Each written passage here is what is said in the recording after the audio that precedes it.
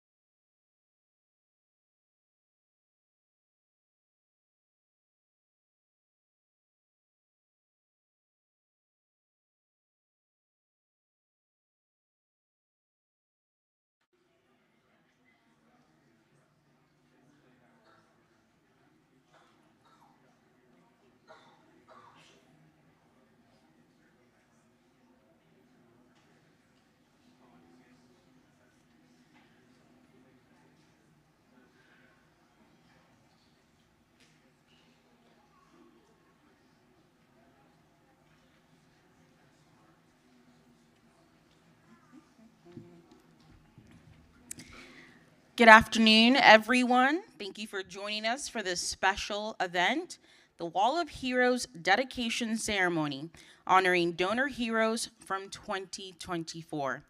My name is Blessing Iwuchukwu. I'm a reporter with Spectrum News, and my connection to organ donation ties to TOSA.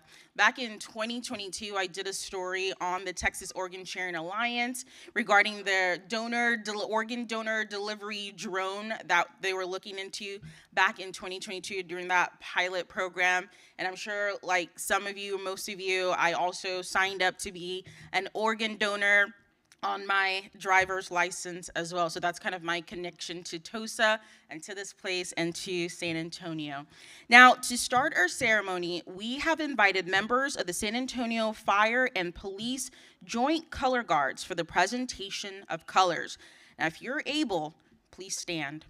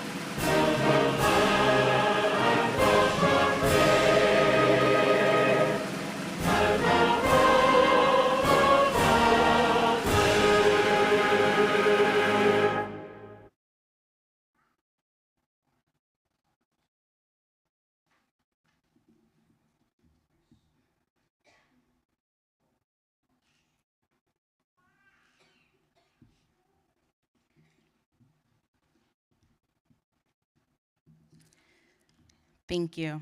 You may have your seat. Today we are joined by Reverend Rose Schmidt, the Pastoral Care and Volunteer Manager at St. David's Georgetown Hospital, to deliver the invocation.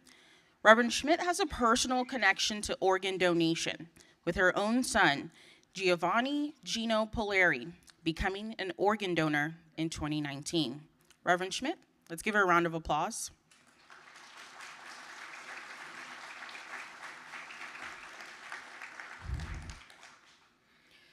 May we just take 10 seconds to have a moment of silence before prayer.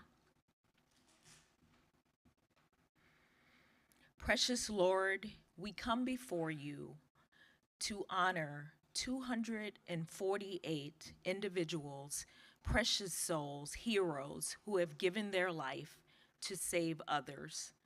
Lord, we bless the families here, those who are recipients, those who are donors. We ask that you cover them in peace, in comfort, in light, as the precious memories are etched in their minds forever of the person that they love. Lord, I just ask that this day be a blessed one and that we honor all of those who are here today, all of their families, all of the loved ones, and the memories that we have of those individuals. Be with the speakers, be with the reporter, be with everyone who has put this together to make sure that their precious loved one is remembered forever. We thank you for being here. We thank you for TOSA and all that you do for us, Lord. Thank you for helping others give the gift of life and for doing your will, all in honor of your glory. I ask these things in the holy name of Jesus. Amen.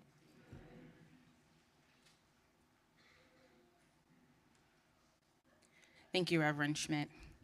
To share with you the symbolism and meaning behind the Wall of Heroes, please help me welcome Texas Organ Sharing Alliance President and CEO, Joe Nesperal. Let's give him a round of applause.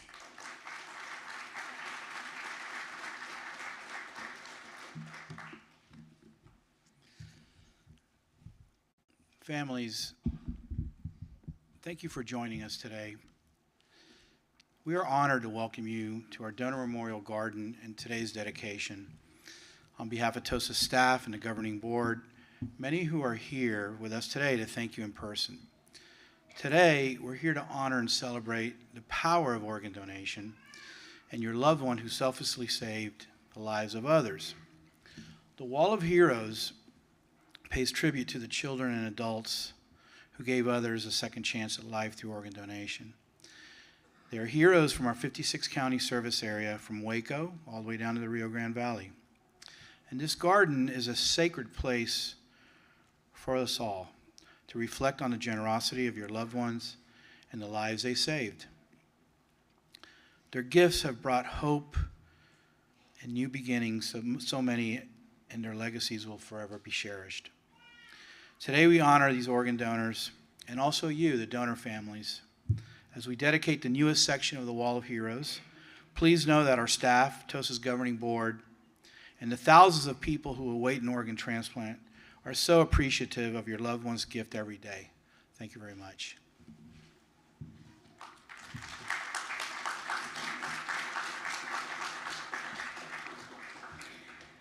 To offer thanks on behalf of organ transplant recipients and illustrate how impactful the gift of life is on an individual and their family, we are joined by liver recipient Adrienne Leosa, who received her life-saving gift in 2021. Let's give her a hand.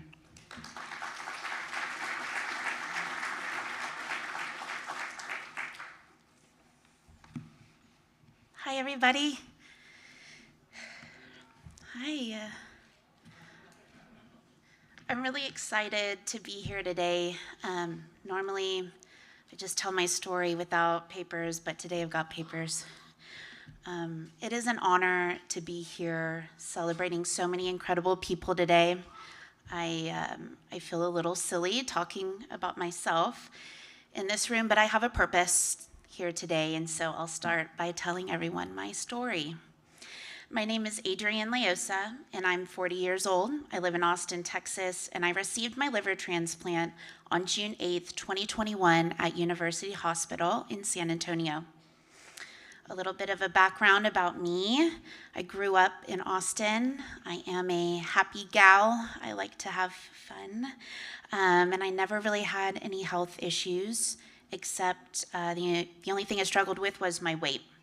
So in 2005 or so, I had a gastric bypass, and what that does is it bypasses a portion of your stomach and your intestines to weight loss surgery. So after that, I enjoyed my 20s in Austin. I worked really hard building my career in real estate, and in 2013, I met my husband, Atone, the old-fashioned way at a bar in 6th Street. So fast forward to 2015, and I had my son, Luca. He is 9 years old, And he is hilarious. He's smart. He's loving. He's thoughtful. He is very athletic, which he did not get from me. But he is just everything that you could want in a little mini person. And once Luca was born, I really prioritized raising him and everything else other than myself in my life. That's like just the way that it goes, I think. In the summer of 2020, I started having some symptoms. I started not feeling well. I was having gastrointestinal bleeding, nausea every single day. And it kind of came out of the blue, but to be honest, during that time, I just sort of suffered through it because that's what we do. We keep going in life when we can. I was pretty heavy back then, and I started getting really swollen. And I thought, gosh, like it's COVID. I've been home for a while and not super active. Now I'm getting back out into the workforce, and maybe that's what all the swelling is coming from. So I also continued to ignore that for a while, and all of these things started to sort of snowball for me in Thanksgiving 2020. I was feeling terrible. I wasn't eating. I couldn't keep anything down, but Luca, in a tone, wanted to go to Port Aransas for Thanksgiving, and so we went, and we were sitting outside eating at one of our favorite restaurants, Virginia's. If you guys have been to Port A's, the crab dip is good. And a tone looked at me from across the table, and he said, "Mi amor, your eyes are so yellow." And so I put my phone on selfie mode, and he was right. They were the color of the Grinch's eyes. And so I said, okay, I've got to go to the doctor. And so we went back to Austin, and I got a doctor's appointment, and they took my labs, and the doctor called me the next day, and he said, "You need to go to the hospital now. You are extremely anemic, and everything else is just off the charts." So I went to the emergency room, and that sort of jump-started several months of my journey figuring out what was wrong with Adrian. And I was in and out of the hospital for several weeks at a time. Like I mentioned, I was severely anemic. I had a lot of fluid retention, gastrointestinal bleeding. This is not a pretty picture, but it is the truth. And it was really bad. I was really sick. The anemia made me incapable of fully functioning as an adult some days, and so the doctors were saying, "What's wrong? Do you have cancer? Is it like an autoimmune disease that you have? Are you drinking too much? Why are you drinking?" Because I did drink. I also ate terribly, and I treated myself poorly. So I'm responsible for doing all of those things. And after lots of tests and biopsies, it was determined that I have fatty liver disease and liver cirrhosis. And so I did all of those things to myself. I had a hospitalist at the beginning of this ask me and then tell me, "Are you an alcoholic? Someone with levels like you should be dead. They go into comas quickly and they're brain dead. You must not have been having anything in your life to live for." And they just said some really interesting questions that got me thinking I really messed up. I really went wrong here, I've done some things. I've inflicted this on myself. Why was I so irresponsible?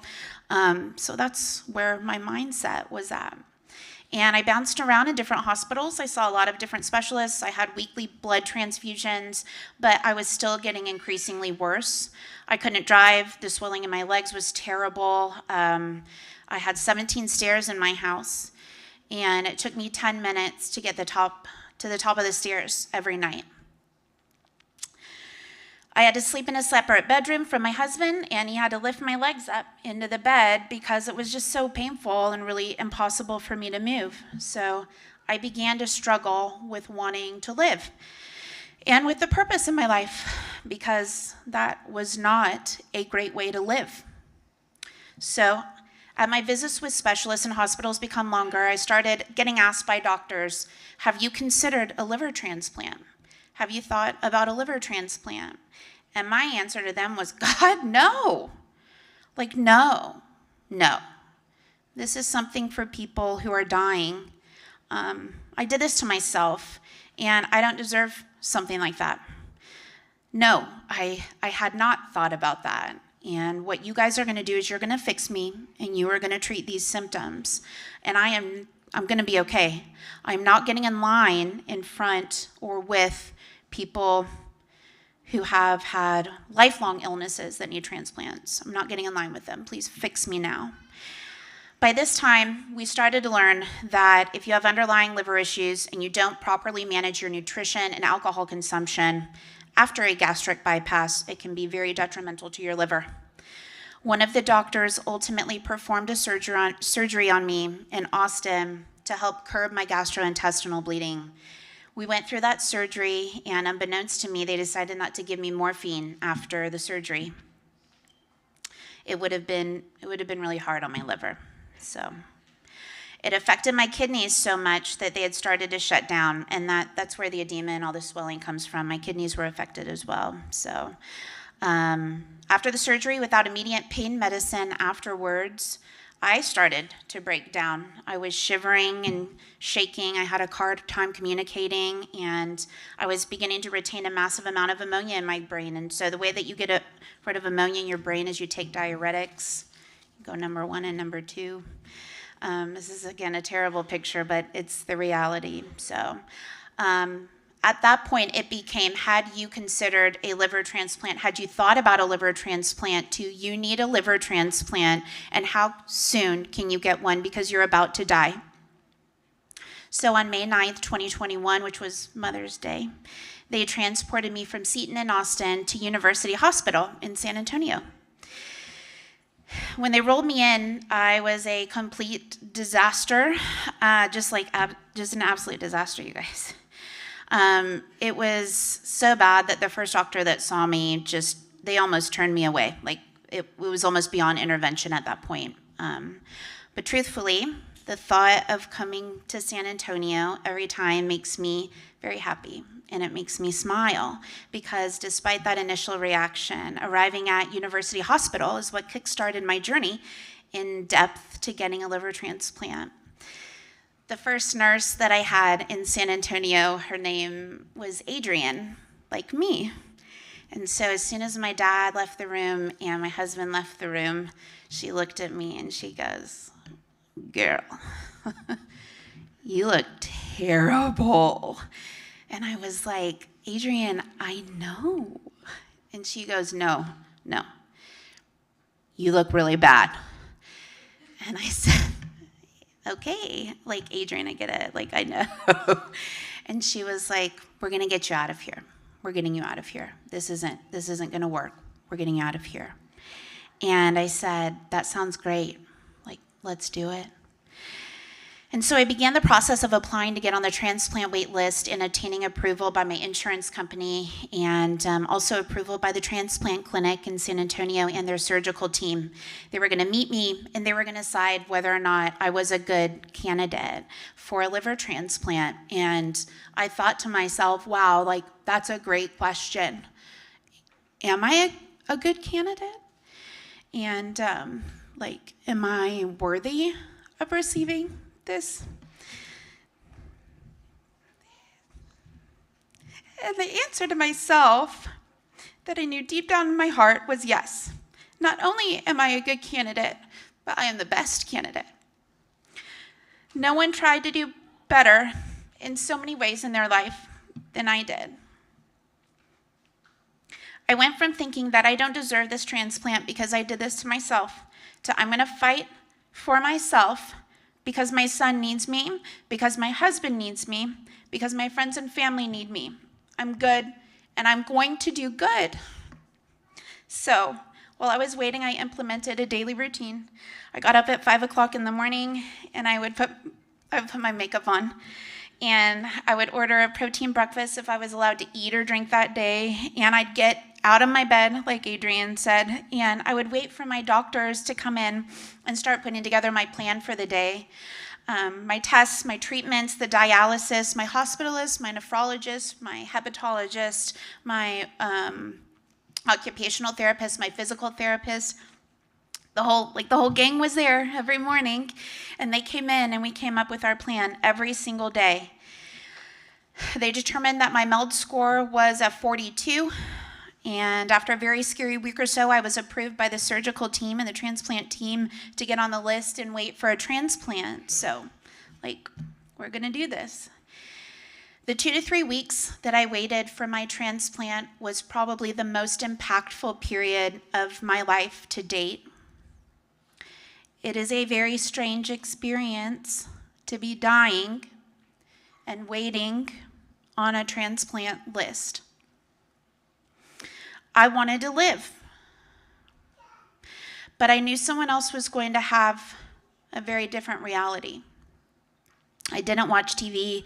I stayed in contact with my friends and all my colleagues, but I asked that no one come and see me, only my immediate family. And in my time alone, I thought about my donor, and I thought about their family.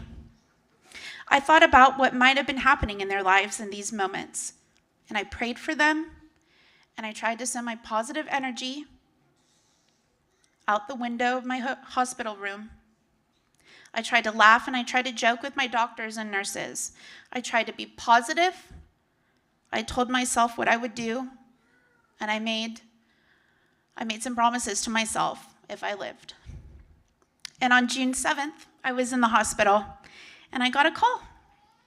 I got the call from this lovely man. His name was Robert, and he was the organ matcher. And he called and he said, you know, they tell you about it and they say, will you accept this organ? And I was like, Rob, like, who says no? Of course. And it was so incredible. I said yes, and we started prepping for surgery. And as they were wheeling me into the operating room, I was hyping everybody up and giving them a pep talk, and, you know, made sure that I high-fived every single person that I saw going into the operating room, and I just was trying to give good energy and like, come on, you guys, you can do, like, come on, let's have a wonderful day. Did you take a nap? Have you, like, everybody good? And so they did my surgery in about 5 hours, which is less than the time it normally takes. And the surgeon told my parents that when they connected my liver to my arteries, that it lit up, light pink. And that's just a really great part of this story, because my transplant lit up my life. I was in the hospital for 7 days after that. I had 91 staples, and they made me walk up 17 stairs in the hospital hallway before they'd release me. I went home on June 16th, and on June 24th, I had Luca's 6th birthday. And since then, I've had Luca's 7th birthday, his 8th birthday, his 9th birthday, and it's about to be his 10th birthday. You know, like, thank God. I just turned 40, so my liver and I are in this together, you know, like old age, just kidding. I'm just so glad that I fought for myself. I'm really glad that I stuck it out, and I'm so grateful for my donor and for their family. I don't know them or their family, but I think about them every day. The little things in the day that I'm grateful for. When Luca needs me to help with his math homework, even though I ChatGPT it, like, I'm not a mathematician, you know what I mean? I'm grateful for my donor to let me be here and, you know, figure out 3rd grade math. Every time I cook a meal for my boys, I'm thankful for my organ donor. They'd just be surviving on, like, Cool Ranch Doritos and Lunchables every day.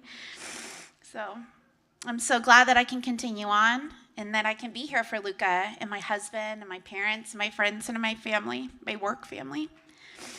I did read after my transplant about one of University Hospital's first liver transplant recipients, and it was a sister. She's a nun, and she was celebrating like her 30th year with her liver transplant. And she said that an organ donor does not die for us, the recipients, right? Like, they are dying, and in their last act of life, they are giving. And it really resonates with me. It brings a lot of clarity and a lot of really beautiful simplicity to the organ donation process, right? So this morning, Luca asked me what I was going to do today, and I told him I was coming here, and he said, are you going to talk about me? It's just like so him. So today and every day, the one thing that I want to share and reiterate is just how impactful organ donation is. Being an organ donor does not affect only the recipient. It has this simultaneously beautiful and extremely powerful effect on every single person in the recipient's orbit. People rely on us, people need us, people need me, people rely on me. And the most important person in my recipient's story is my son, Luca. Without an organ donor, Luca would not have a mom. Because of organ donation and because of thoughtful, caring, giving organ donors and their families, Luca has a mom. So, on behalf of both of us and my family and my friends, I want to thank you all from the bottom of my heart for what you have done and what you guys have been through.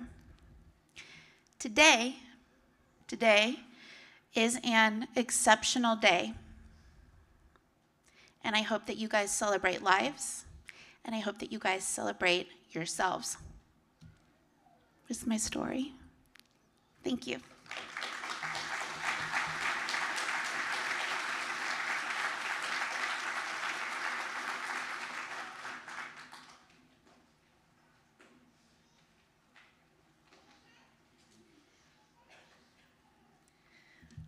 Let's now welcome Linda Mohammedeli. Please give her a round of applause. Linda.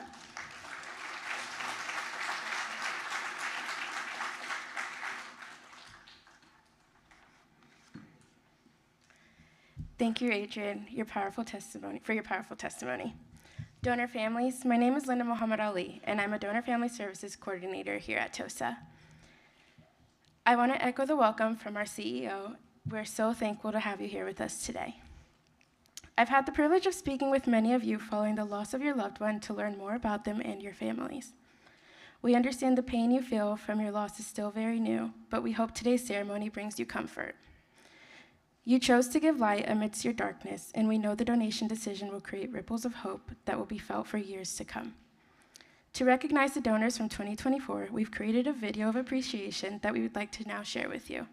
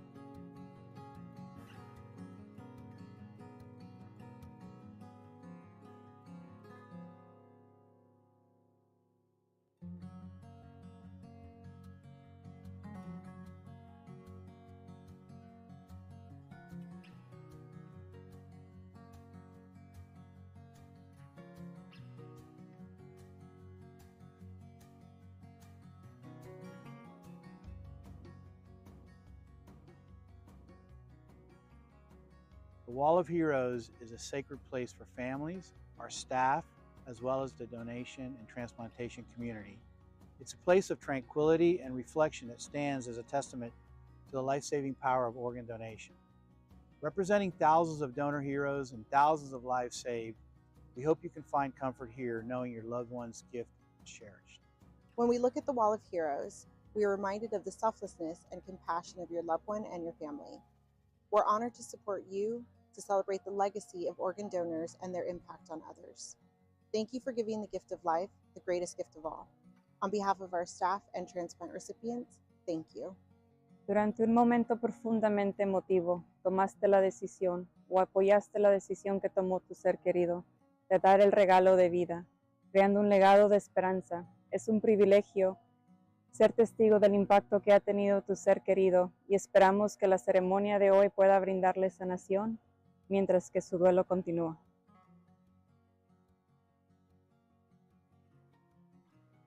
January. Benjamin H. Brando R. Dylan R. Jacob M. Jennifer R. Joe B. Josiah R. Laura G. Manuel C. Maria B. Patricia C.C. Renee M. Raimundo R. Robert T. Ruben G. Thomas G. February. Albina M. Amanda H. Blake B. Clarence J.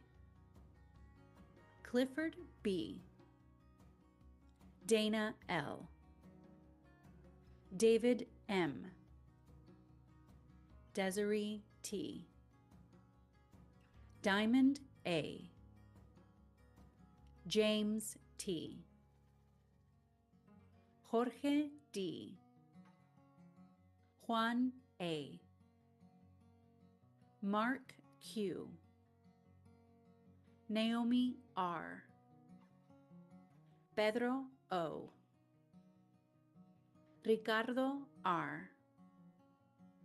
Richard E. Stephen P. Troy M. March. Amanda L.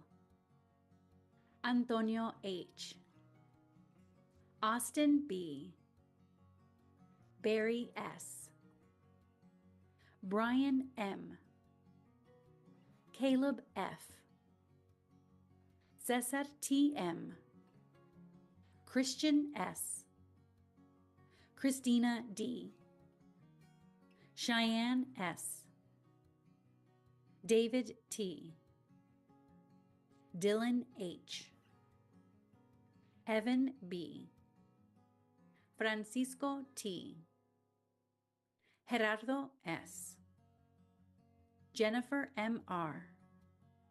Jessica M. Jimmy L. Jose M. Katrina H. Kimberly G. Cruz B.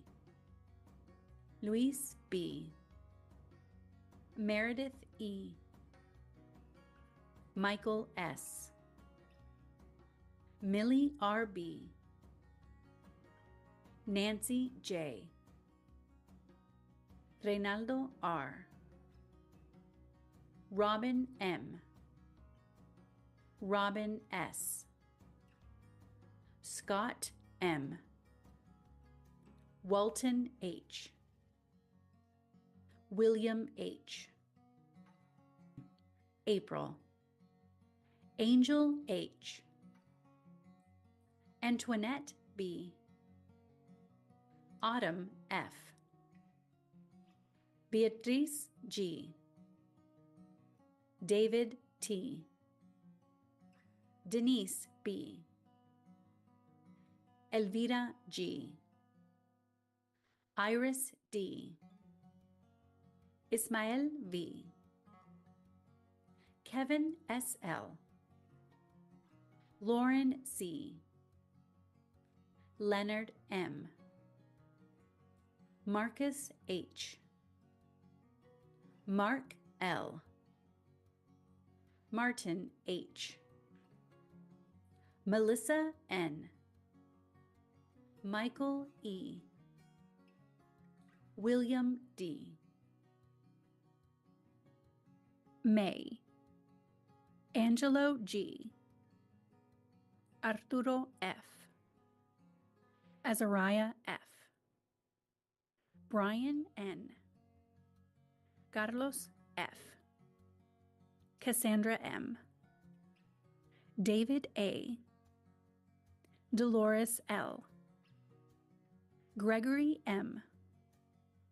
Hector R. Hernan S.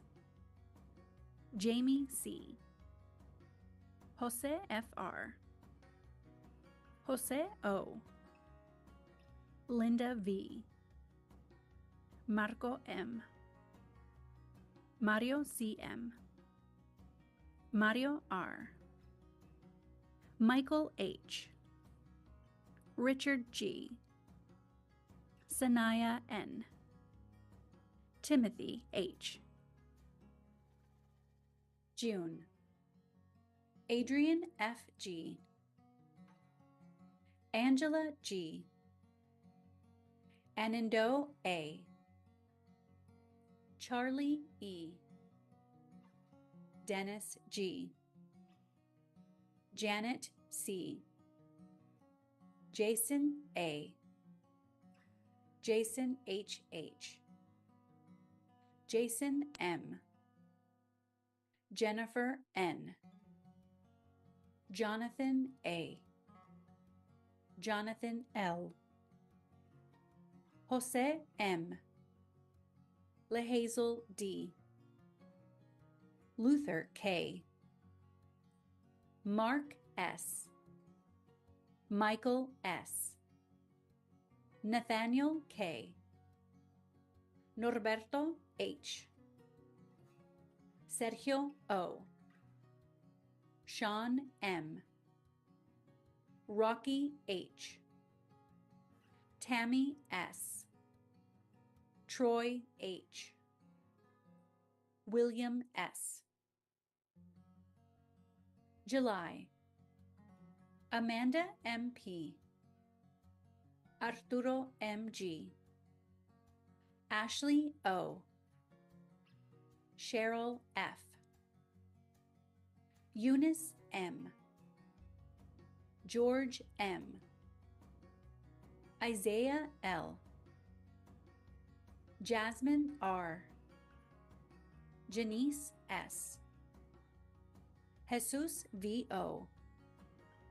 Laura P. Rosemary W. Russell W. Shane M.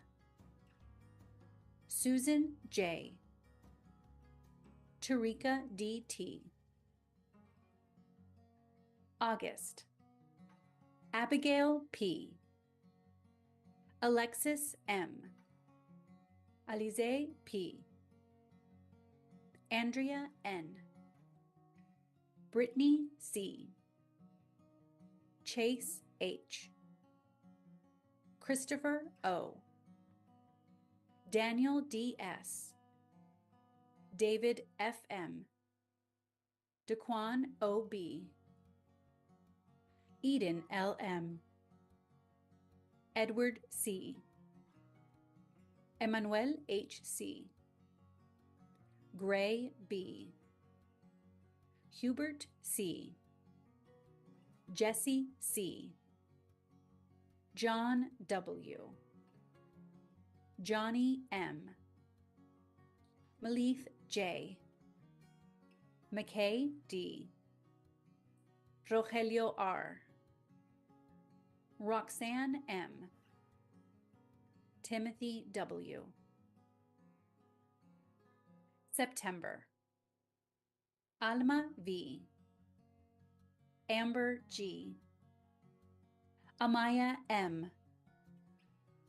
Asha P. Cody D. Donna F. Gerardo R.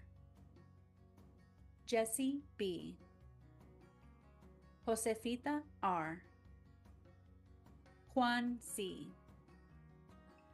Kimberly M. Crystal SQ. Manuel C. Marisol B. Stephen C., Veronica W., Victor G., Victor R., Walter O.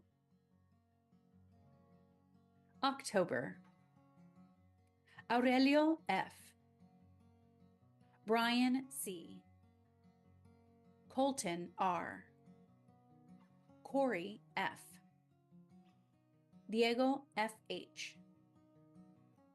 Florentino C., Gary J., Gerardo G., Jackie M., Jason P., Jeremy H., Jose A.B., Jose G., Livan H., Lizette D.R., Marianne L., Rocio H., Thomas L., Veronica H., Wesley S., William B., Ibrahim A.L.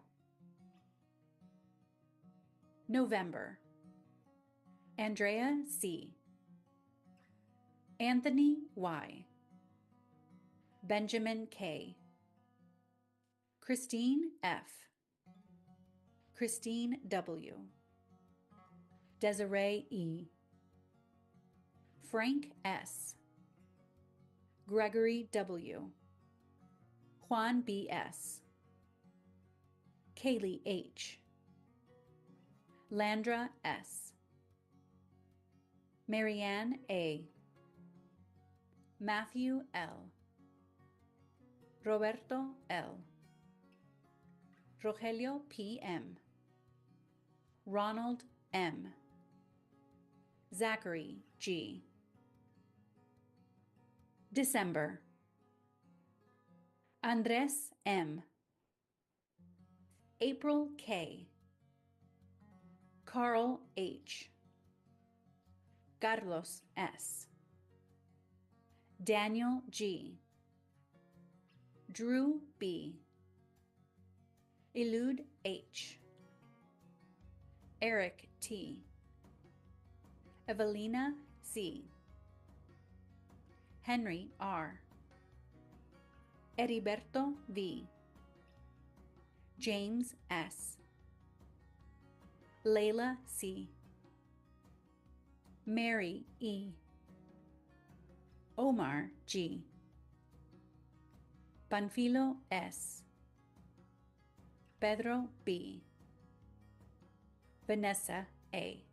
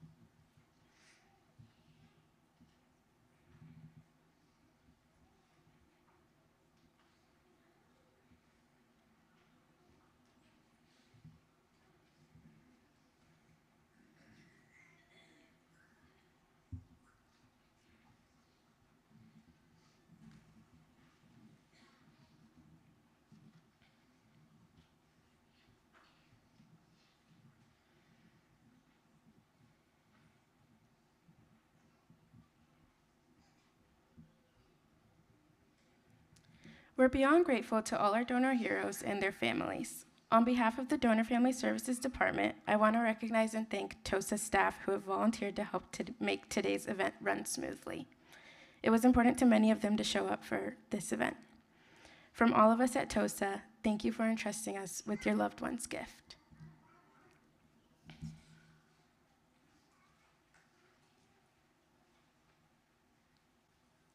One more time, let's give a round of applause for Linda.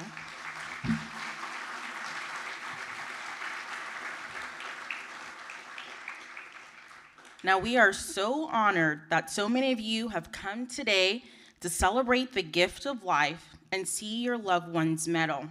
Now, as you can see, we are a big group in this room right now. So, we ask for your patience as you go outside to see the Wall of Heroes.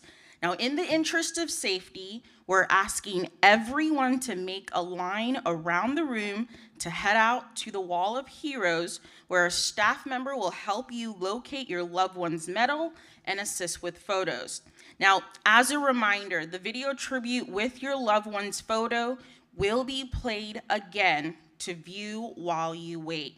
Now, if you have any questions regarding your loved one's donation, TOSA's Donor Family Services aftercare staff are available to help you. And I want to say thank you once again for having me. Thank you once again for being here this afternoon.